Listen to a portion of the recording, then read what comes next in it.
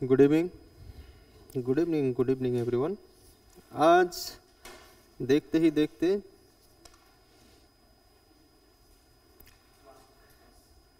हम अंतिम चरण पे पहुंच चुके हैं। हाँ, फाइनेंशियल अकाउंटिंग लास्ट। और जिसको भी कोस्टिंग का क्लास करना है दोबारा रिवीजन के लिए, उसे लाइव में आना होगा। ठीक है,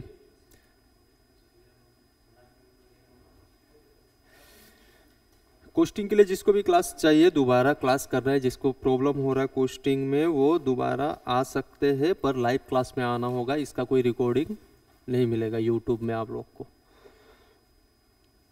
तो जिसे करना है वो आ सकते हैं।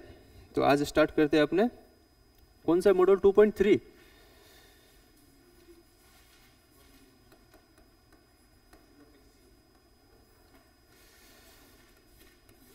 Bills of exchange. Promissory note था, प्रोमिस करेगा पेमेंट करने के लिए, वही था ना। बिल बनाएगा, साइन मरवाएगा, ड्रॉवर, ड्रोवी, पेई, एंडोर्सर और एंडोर्सी। ये इंपॉर्टेंट है वर्ड, ड्रॉवर, ड्रोवी, पेई, एंडोर्सर और एंडोर्सी, ये। और उसके बाद calculation of maturity date, most important. दो चीज मिल गया। एक चैप्टर से कितना आएगा, इस यूनिट से कितना आएगा, 3 to 4 क्वेश्चन पकड़ लो, 5 क्वेश्चन, उससे ज़्यादा क्वेश्चन नहीं। इससे बिल्स ऑफ एक्सचेंज से 5 क्वेश्चन पकड़ के रखो। आज पढ़ेंगे आपने डिसऑनर क्या होता है, डिसऑनर ऑफ बिल। जर्नलिटी, इंपॉर्टेंट जर्नलिटी आज ही कर लेंगे, जो जानना जरूरी है वो वाला। और नॉर्मल जर्नलिटी ये आप लोग का खुद का काम है, क्योंकि मैं नेक्स्ट 2-3 क्लासेस तो आऊँगा ही, तो उस टाइम अपना डाउट क्लियर कर सकते हो आराम से। नेक्स्ट 2-3 क्लास जो होगा वो यूट्यूब में अवेलेबल नहीं होगा। ठीक है, जिसे भी कोस्टिंग से रिलेटेड प्रॉब्लम है उसे लाइव क्लास में आना होगा। या तो ऑनलाइन लाइव करो या तो यहाँ आ जाओ। सबसे ज़्यादा बेनिफिट है यहाँ पहुँचना। यहाँ पहुँच गए तो काम बन गया, कोस्टिंग निकल गया, मैं पढ़ाऊँगा। ठीक है। हाँ, डिसऑनर ऑफ बिल ऑफ क्या होता है, dishonour of bill, dishonour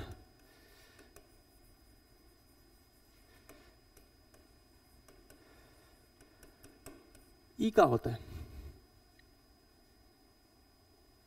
dishonour कुछ नहीं होता है, वही होता है जो मंजूरी खुदा होता है। बिल मैंने बनाया, मैं ड्रॉवर हुआ या ड्रोवी हुआ, ड्रॉवर मैं बना रहा हूं ना, यानी कि सेल भी मैं नहीं किया। आप क्या कर रहे हो, एक्सेप्ट कर रहे हो ना, तो आप हो गए ड्रोवी, हो गए। आपको कैलकुलेशन, मैच्योरिटी डेट कैलकुलेट करने आ गया, एक डेट निकल गया, इस डेट में पेमेंट हो जाएगा, इसी डेट में पेमेंट होगा। आपने मेरे को पेमेंट ही नहीं कर पाया, उससे बोलेंगे डिसऑनर। वो ऑनर नहीं कर पाया, वो दे नहीं पाया। सिंपल। पैसा देना था मैच्योरिटी डेट पे, नहीं दे पाया, खत्म। 1 मिनट।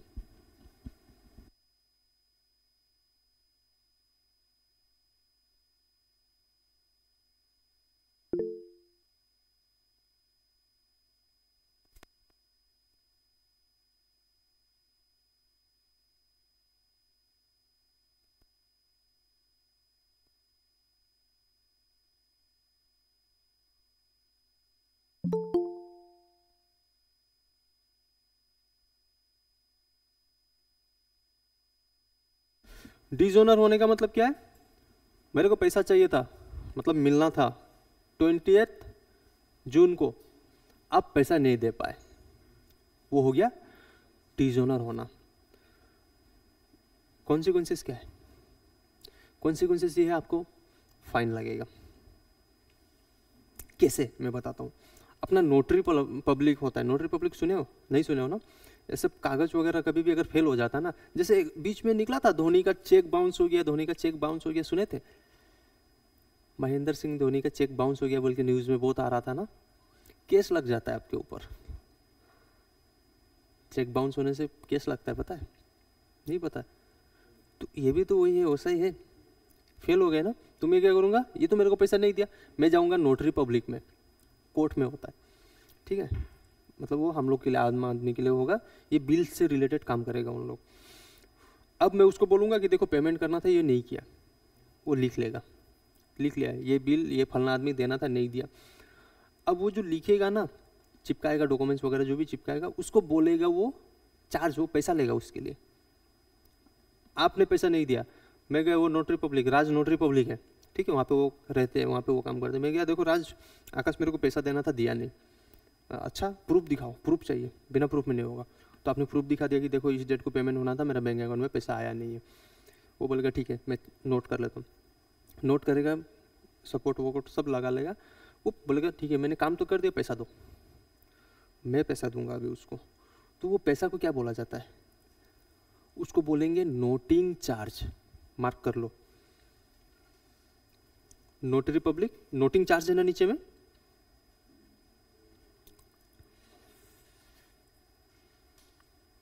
नोटिंग चार्ज 201,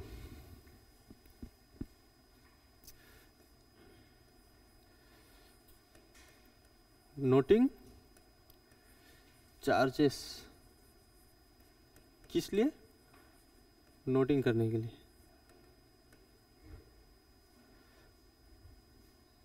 ठीक है, मैंने पैसा दिया, हाँ भरना किसको चाहिए था, उनको, लेकिन उनके बिहाल्फ में मैंने राज को पैसा दिया, क्योंकि उन्होंने लिखा है, नोटिंग किया है, अब आपके ऊपर एक्शन लिया जाएगा। लेकिन अगर आप पैसा रिफंड कर देते हो, मेरे को दे देते हो ना पैसा, तो या तो वो मेरे को पैसा देंगे, अगर नोटिंग चार्ज वो दे रहे हैं, इसका मतलब कि वो जो बिल्स का पैसा था वो भी तो दे रहे हैं।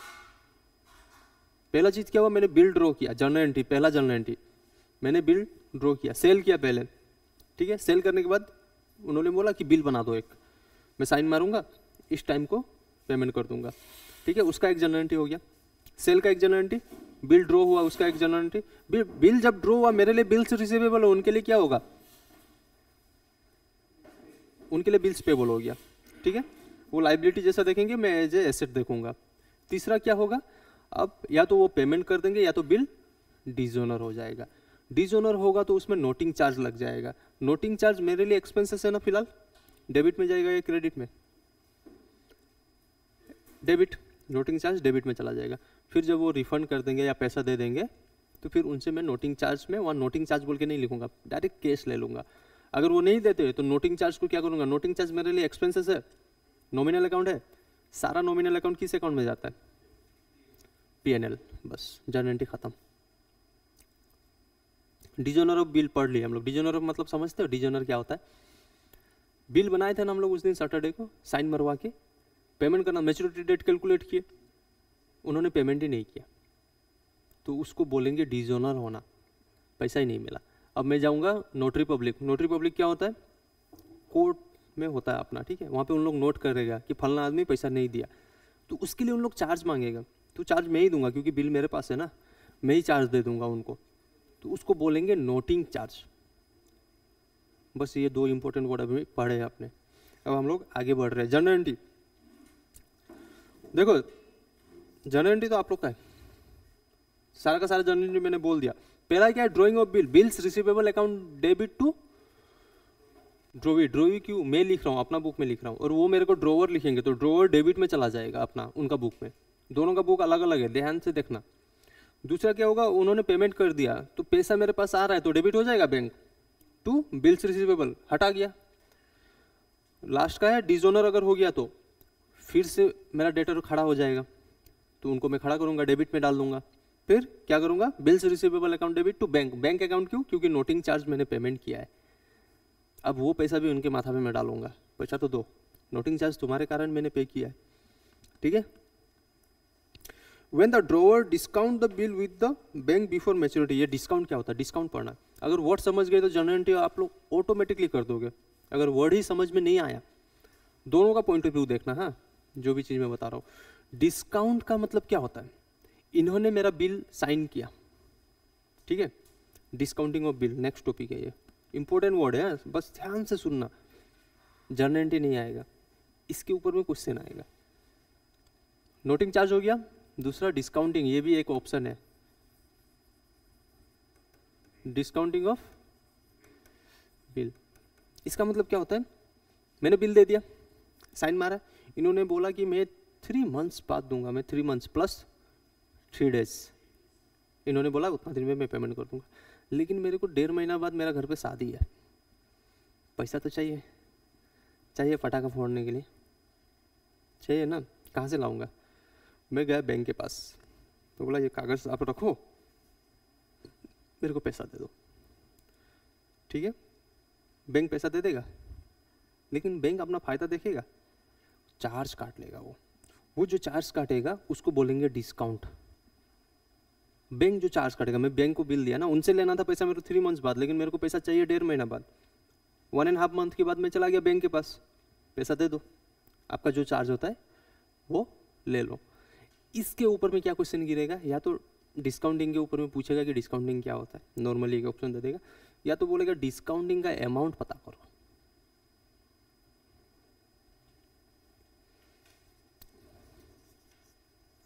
डिस्काउंटिंग का अमाउंट कुछ नहीं, लिख लेना।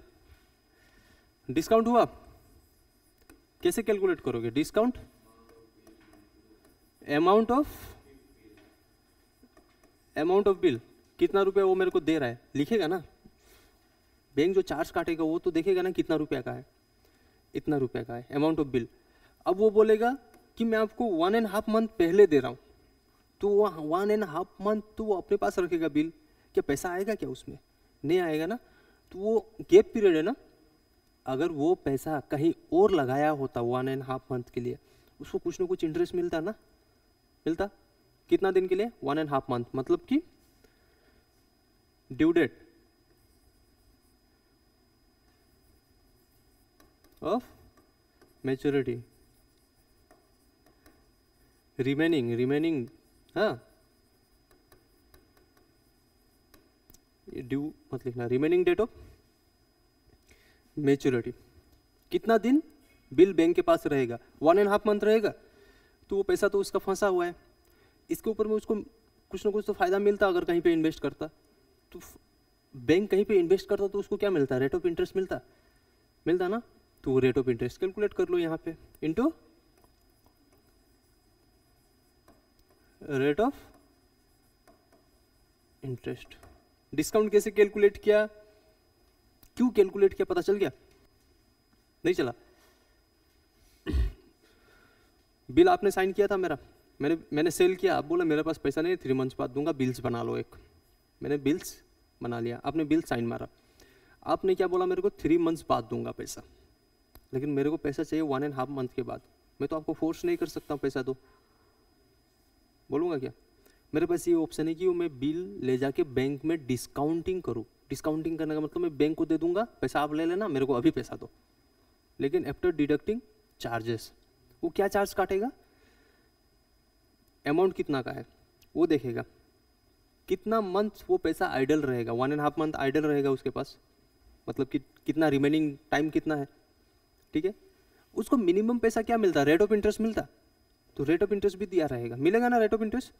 तो रेट ऑफ इंटरेस्ट कैलकुलेट कर लेगा कि हाँ अगर 1.5 मंथ में ये कहीं पे इन्वेस्ट करता तो मेरे पास इतना पैसा जरूर होता, तो वो उतना पैसा ले लेगा मेरे से।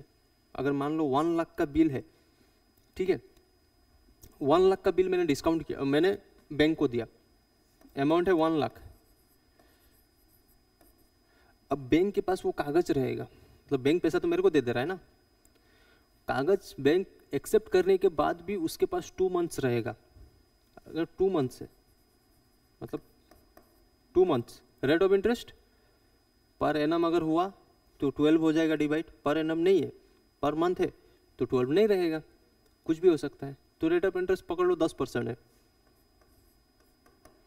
पर एनम, कैलकुलेट करो कितना होगा, 1 lakh into 2 months per annum है, हाँ 10%, ये पर एनम है उसीलिए मैंने 12 लगा दिया। अगर ये पर एनम नहीं होता तो ये 12 नहीं रहता। पर मंथ और पर एनम में डिफरेंस पता है ना, हाँ मैं ये पर एनम वाला लगा रहा हूँ, सिंपली एक समझा रहा हूँ। 1 लाख इंटू 2 इंटू, है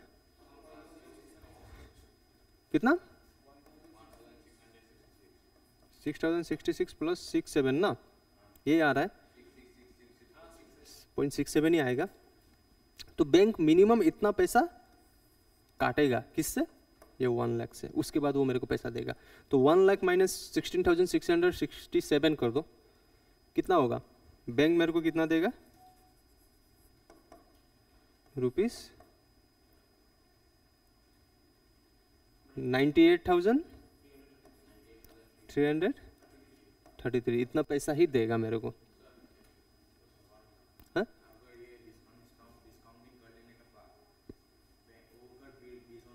हाँ, फिर डिजोनर वाला एंट्री होगा डिट्टो।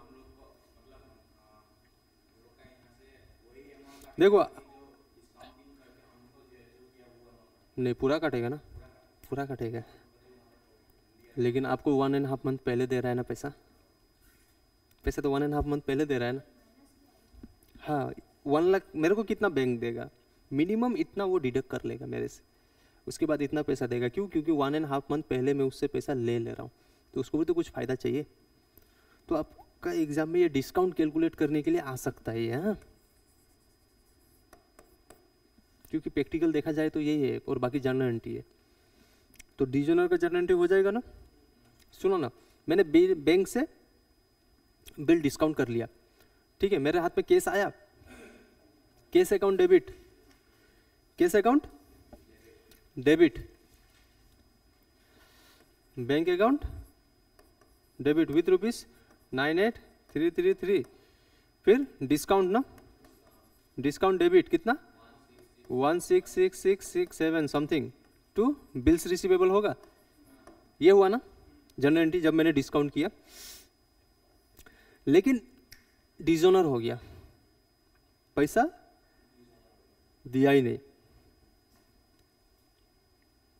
ठीक है, पैसा दिया नहीं, तो बैंक मेरे को पकड़ेगा, बैंक अपना अकाउंट में एंट्री मारेगा, ठीक है, बैंक आप अपना अकाउंट में एंट्री मारेगा, उसका जरूरत नहीं है, वो बैंक मारेगा। जिस तरीके से ड्रॉई मारेगा डिट्टो वही एंट्री बैंक मारेगा, तो एंट्री मारने आएगा नहीं, लेकिन मेरे को मारना होगा एंट्री। मैंने बैंक में डिस्काउंट किया था बिल, मेरे को कौन देने वाले थे, आकाश। अगर पैसा दे दिया तो ठीक है, नॉर्मल ये मेरा एंट्री मारा खत्म हो जाएगा, वो आकाश बैंक को दे देगा पैसा, वो लोग अपना देख लेगा, मेरे को देखना नहीं है। लेकिन आकाश पैसा ही नहीं दिया बैंक को भी, डिजोनर हो गया ना।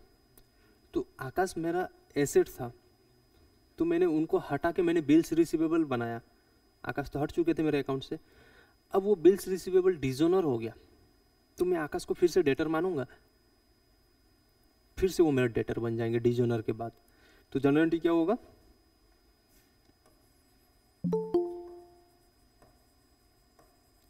आकाश अकाउंट डेबिट टू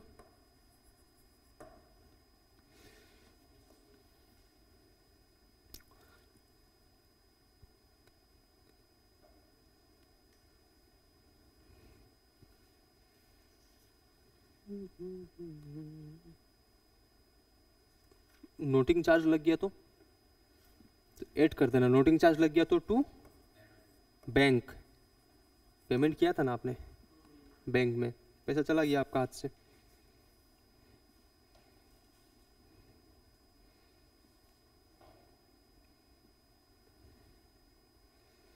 ये है ये नॉर्मल डिजोनर, ठीक है, ये जो एंट्री है वो नॉर्मल डिजोनर का है, ठीक है, लेकिन ये नॉर्मल डिजोनर का एंट्री है। अगर बैंक में मैंने डिस्काउंट किया है, बिल मेरे पास है क्या, बिल से रिसीव, ये तो नॉर्मल डिजोनर हुआ तो वो एंट्री हो जाएगा डिजोनर का। लेकिन मैंने बैंक में डिस्काउंट किया है, बिल्स मेरे पास है क्या, किसके पास है, बैंक के पास, तो वहाँ पे ये चीज़ हट जाएगा, टोटल बैंक में कितना पैसा मेरे को भरना पड़ रहा है वो आ जाएगा, ठीक है।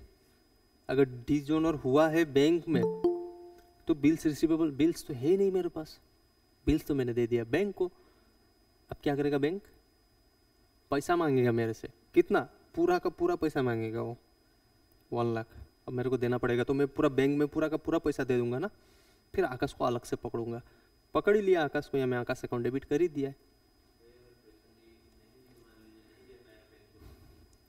मेरे को देना पड़ेगा, रिटर्न करना पड़ेगा मेरे को पैसा।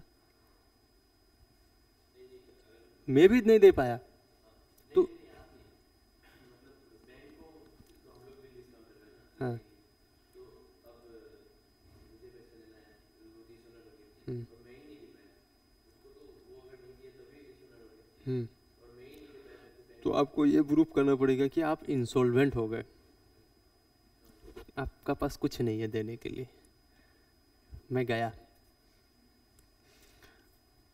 तो आपको ये प्रूफ, कोर्ट प्रूफ करेगा, आप भी नहीं कि सर पैसा नहीं है, वो देना था दे दिया, 1 लाख दिया था मैंने, शादी में खर्च कर दिया पूरा का पूरा, अब तो एक बीबी के अलावा मेरे पास कुछ नहीं है, मैं क्या दूं?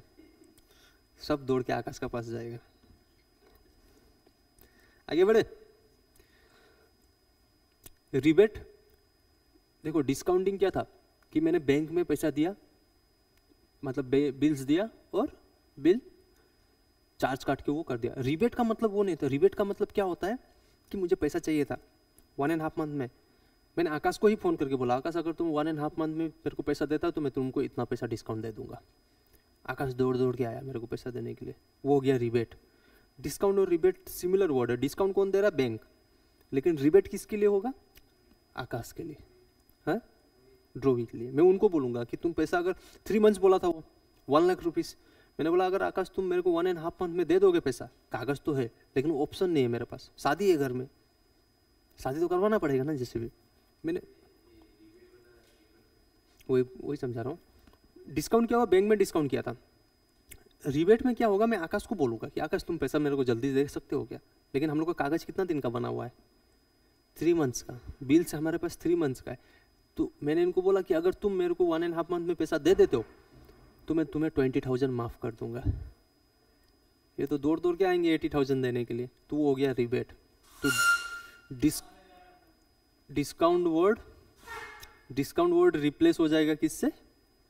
रिबेट से, क्योंकि मेरे लिए तो खर्चा है ना, नॉमिनल अकाउंट है, जाएगा प्रॉफिट एंड लॉस में, कहाँ जाएगा? उससे ज़्यादा कहीं जा सकता है क्या? Renewal of bill. Renewal of bill का मतलब ये इन्होंने पैसा नहीं दिया था, ठीक है, इन्होंने पैसा नहीं दिया मेरे को, डिसऑनर हो गया, नोटिंग चार्ज लगा, मैंने पे किया, इन्होंने नोटिंग चार्ज दे दिया मेरे को, फिर बोले कि चलो हो गया, मेरा पास पैसा नहीं था, अब मेरे को दोबारा एक बिल बना के दो उसी सेल पे। मैं इनको फिर, मैं अच्छा आदमी, चलो अपना आदमी क्या है, इसको तकलीफ दे। नोट, हाँ केस नहीं लगेगा, आप लोग म्यूचुअल कर सकते हो, लेकिन जो चेक में होगा वहाँ पे फिर दिक्कत हो जाता है, चेक में दिक्कत हो जाएगा। नॉर्मल बिल्स में नोटिंग चार्ज आप पे कर दिए, फिर दोबारा से एक बिल बना दो बोले, और मैं अच्छा आदमी, मैंने बोला ठीक है चलो साइन मार दो, बस खत्म। क्या पढ़े आज? Dishonour, discount, rebate. और डिस्काउंट के ऊपर में एक क्वेश्चन गिरने वाला है कैलकुलेशन के ऊपर में, मेरा अंदर से आवाज आ रहा है, ठीक है। और नॉर्मल जो वर्ड सब पढ़ा है कुछ ना कुछ तो आ ही जाएगा, बस। और कुछ है क्या टॉपिक समझाने के लिए? हाँ,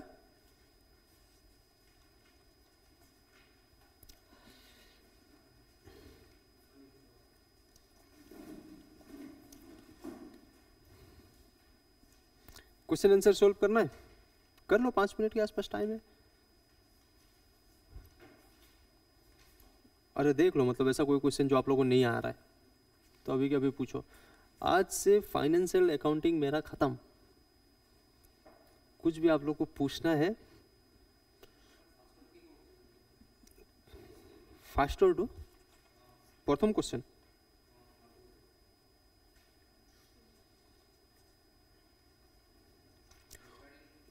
which of these are या is recurring? recurring का मतलब होगा जो बार बार होगा। ये ना गड़बड़ क्वेश्चन है, ठीक है। चलो इनडायरेक्ट, तो आपको इनडायरेक्ट एक्सपेंसेस ही पकड़ना है यहाँ से। ऑक्ट्रोय तो खर्चा में आ जाएगा, डायरेक्ट हो गया। ट्रांजिट, इंश्योरेंस एंड फ्रेट कोई भी सामान का इंश्योरेंस जो आ रहा है या रेंट मतलब फ्रेट गाड़ी का भाड़ा, वो तो डायरेक्ट हो गया। Loading and unloading freight direct है ना। हाँ, ट्रांजिट इंश्योरेंस का मतलब जैसे सामान हम बाहर से मंगाया ना, ठीक है, मान लो कि मैं सामान मंगा रहा हूँ श्रीलंका से, रास्ता में शिप डूब गया, तो मैं इसका इंश्योरेंस करूँगा। डूब गया, डूबने दो, मेरा पैसा आ जाएगा, तो डायरेक्ट हो गया, कोस्टिंग में जुड़ जाएगा वो, ओरिजिनल कोस्ट में। अब बचा क्या, godown rent and insurance. Godown का जो रेंट दोगे मैन्युफैक्चरिंग में काम दे रहा है क्या, बस स्टोर करने में काम दे रहा है, तो इनडायरेक्ट एक्सपेंसेस हो गया।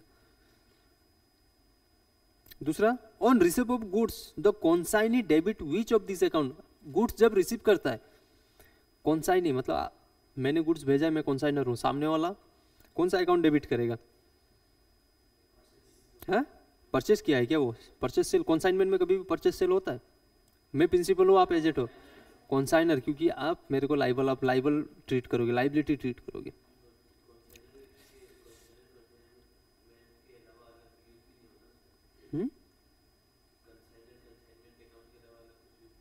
नहीं, कॉन्साइनर कॉन्साइनमेंट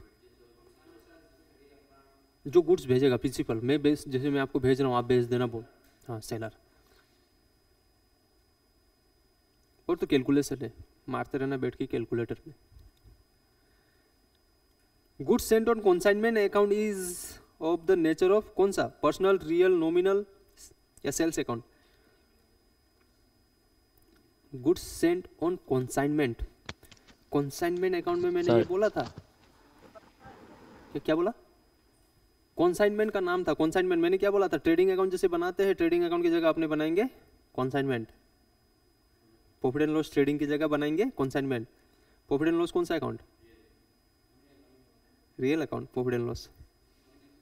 तो ये कौन सा अकाउंट, कॉन्साइनमेंट कौन सा अकाउंट होगा, उसका नेचर क्या है, प्रॉफिट एंड लॉस वाला। जैसे उसका नेचर प्रॉफिट एंड लॉस हो तो नॉमिनल अकाउंट हो गया।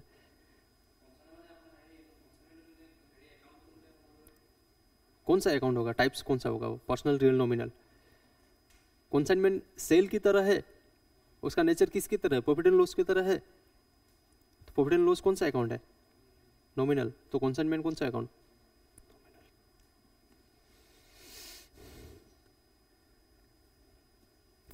Out of the given option which can not be treated as part of cost of purchase. बोल रहा है नीचे में आइटम दिया हुआ है, इसमें से कौन सा कॉस्ट में इंक्लूड नहीं होगा।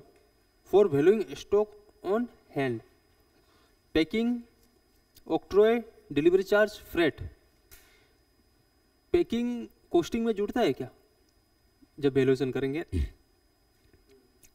क्लोजिंग स्टॉक, आपका हाथ में जो सामान बचा, पैकिंग आप जोड़ोगे नहीं, वो इनडायरेक्ट एक्सपेंसेस है। कॉस्टिंग में क्या जुड़ेगा, ऑक्ट्रॉय जुड़ेगा, डिलीवरी चार्ज भी जोड़ देगा उन लोग, फ्रेट जो गाड़ी का भाड़ा है वो भी जोड़ देगा।